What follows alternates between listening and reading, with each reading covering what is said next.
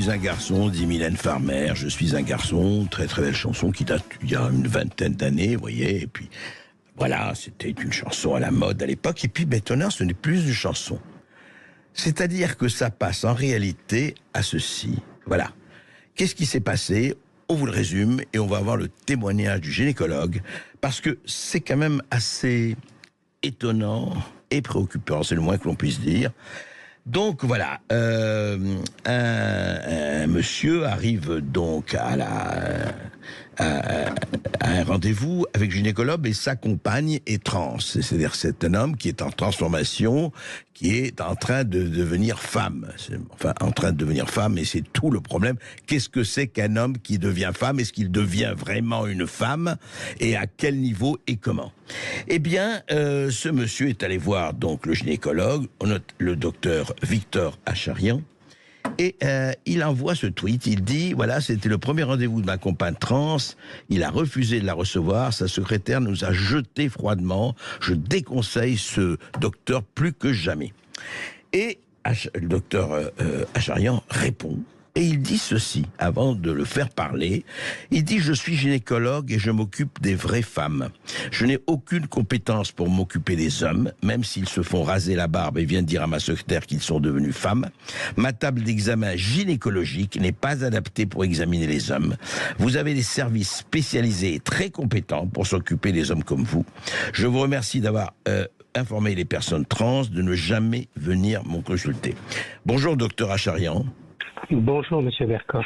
Alors, effectivement, on pose le problème et à l'insu de votre plein gré, vous l'avez posé puisqu'on vous a... je parlerai ensuite des attaques ou de SOS homophobie.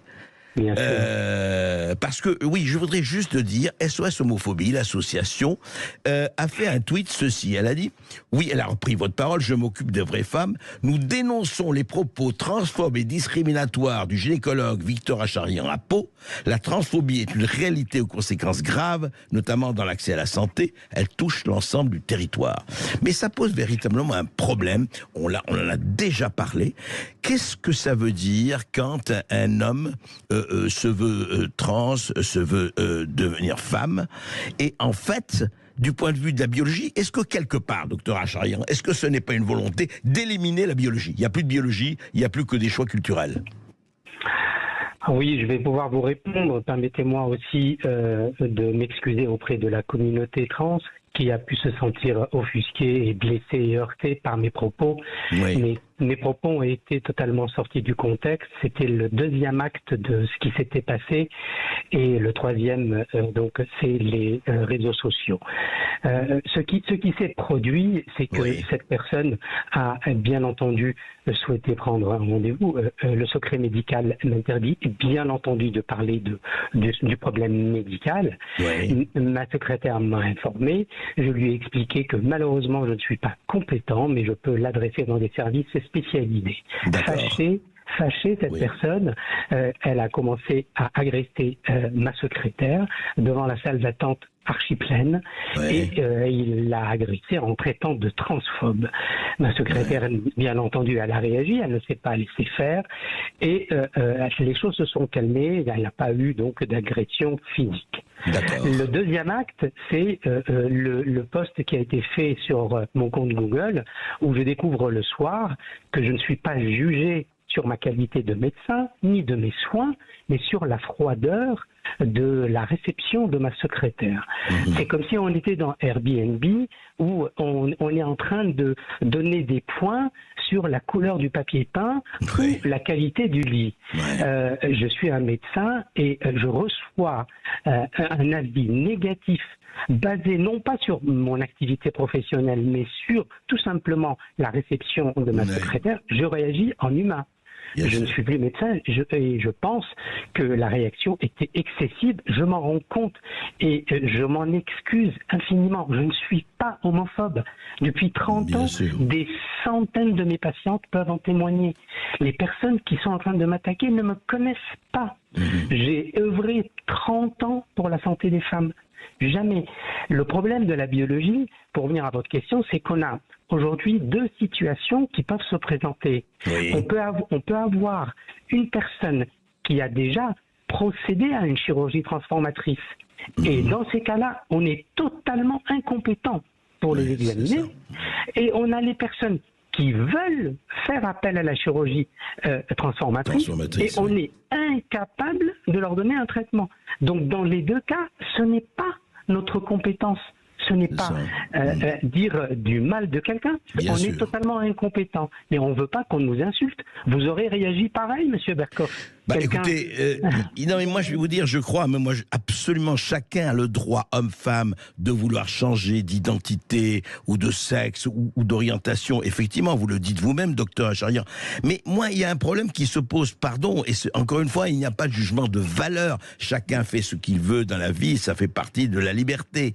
Mais moi, je voudrais vous poser une question. Je vais vous poser une question, pardon, au médecin. Je n'ai pas eu l'occasion d'aller chez vous, mais je vous pose une question très simple. André Berkoff, voilà, moi, comme des millions d'hommes, etc., j'ai eu l'occasion, dans un débat, j'ai posé la question, est-ce que j'ai beaucoup de chance d'avoir un jour un cancer de l'utérus? Eh bien, les uns ont souri, et les autres m'ont dit, et une personne, peu importe son nom, m'a dit, ah, vous êtes transphobe, parce que vous refusez toute possibilité que vous ayez un cancer de l'utérus.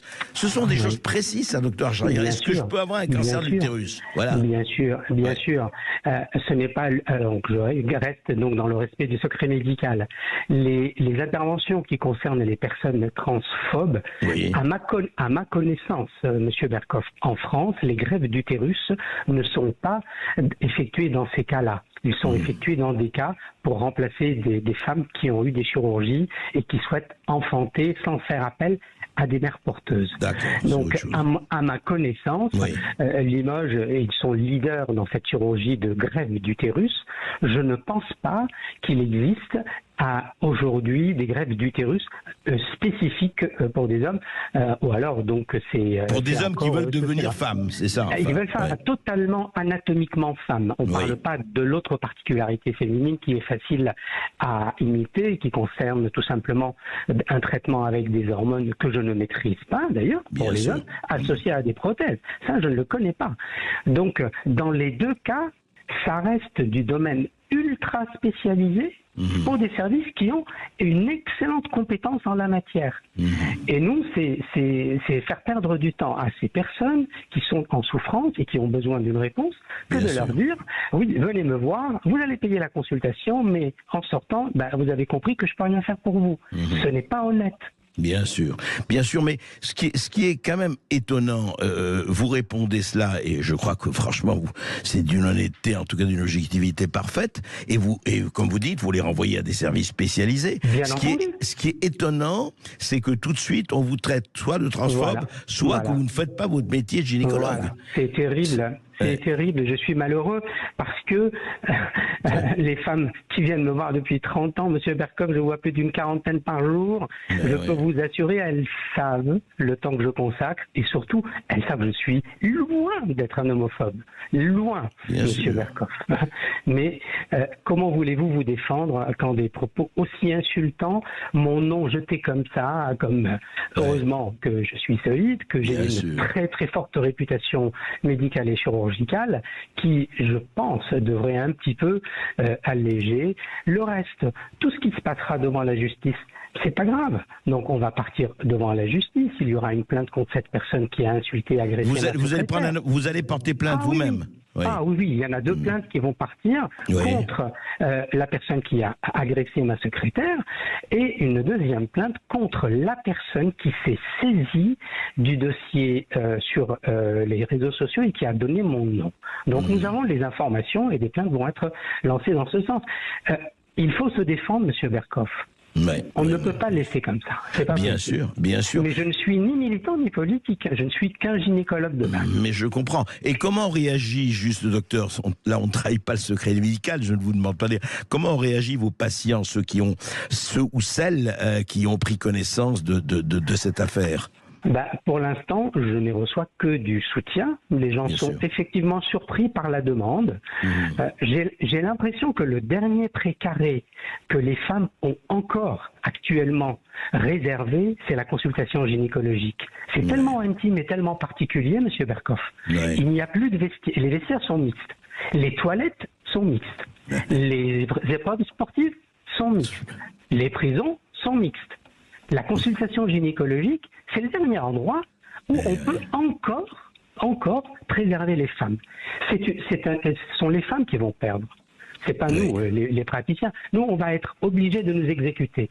Si la Haute Autorité de Santé ou le Collège de gynécologie décide, après des études randomisées et prouvées, que nous sommes compétents pour examiner à différents niveaux ces personnes, nous, on va appliquer les fameuses recommandations. Mais à ce jour, il n'y en a pas. Et je suis totalement incompétent, Monsieur Berkoff, incompétent. Mais je comprends, mais je vais vous dire, en fait, encore une fois, et je parle à la fois au docteur, à l'homme et au citoyen, Victor Acharian, il y a quand même quelque chose, vous avez vu actuellement, et encore une fois, ce n'est pas une rumeur, depuis qu'il y a le sport mixte, vous savez que des hommes se prétendent en femmes, vous savez que le sport féminin est en train d'en prendre un coup, je ne dirais pas, en natation, en boxe, en course à pied, évidemment que quand un homme, même s'il se déclare Julia étant femme, arrive sur le terrain, il écrase toutes ces femmes pour des raisons évidentes. On est d'accord, et le seul endroit préservé pour ces femmes que nous on respecte, tous les gynécologues de France respectent, c'est leur seul endroit où elles peuvent encore sentir une féminité qui leur est particulière. Mais docteur Acharian, à votre avis, franchement, vous qui exercez, comme vous dites, depuis 40 ans, et Dieu sait si vous recevez des patientes et leurs compagnons et autres, pourquoi cet acharnement, encore une fois, je ne juge, à nier la biologie? Je veux dire, il y a quand même une biologie, on l'a pas créée, ça existe depuis que les humains et même les animaux sont là. Enfin, c'est. Je pense qu'on a affaire à des personnes qui ont besoin de toute façon d'une aide et de soins, mais qui s'adressent, hélas, à la mauvaise adresse. Donc, ils ont donc leur circuit, ils ont leurs propres prescripteurs, qui ne sont pas nécessairement des médecins français, ce qui pourrait même, pour certains, mettre en danger les pratiques des prises de médicaments à base d'hormones, tout ce qu'on peut imaginer, ou à demander certains types de chirurgie. Pourquoi en danger, docteur? Parce que je suppose que quand c'est prescrit par des médecins qui ont l'expérience et qui savent traiter, parce qu'il y a des services spécialisés, ils donnent la bonne molécule au bon profil. Ce n'est pas comme quand je commande sur Internet une dose et vous comprenez, et après on va voir ce que ça va donner. Ouais, bien sûr. Donc je pense qu'ils se mettent malheureusement en danger et nous on les guide, mais pour les guider, il faut qu'on leur donne les moyens et pas se trouver d'emblée accusés du moment où on dit un mot différent, inattendu. Et ma réaction, je peux vous assurer, je le regrette profondément. Je suis désolé de les avoir heurtés. Mais mettez-vous à ma place, Monsieur Berkoff. Quelqu'un frappe à votre porte, il vient vous voir, il vous dit voilà les clés, j'ai mon Mirage 2000 sur le parking, vous allez le déplacer. Vous allez lui dire ben non, je peux pas. Il rentre chez lui, il rentre chez lui, il met un poste, il dit ah ben Monsieur Berkoff, c'est un journaliste nul, il est même pas capable de déplacer mon Mirage 2000. Donc c'est exactement ce qui se passe. S'est passé. En fait, vous êtes venu, vous leur avez dit simplement, vous frappez à la mauvaise porte, vous pouvez aller voir des gens, et on vous dit, vous êtes transphobe. Voilà, c'est exactement ce qui se passe. Transphobe, et le pire, c'est qu'on me traite d'homophobe. Alors là, vraiment, ils ne me connaissent pas. Les gens qui sont en train, aujourd'hui, je dirais, de s'éclater sur moi et qui me traitent de tout, c'est qu'ils ne m'ont jamais vu.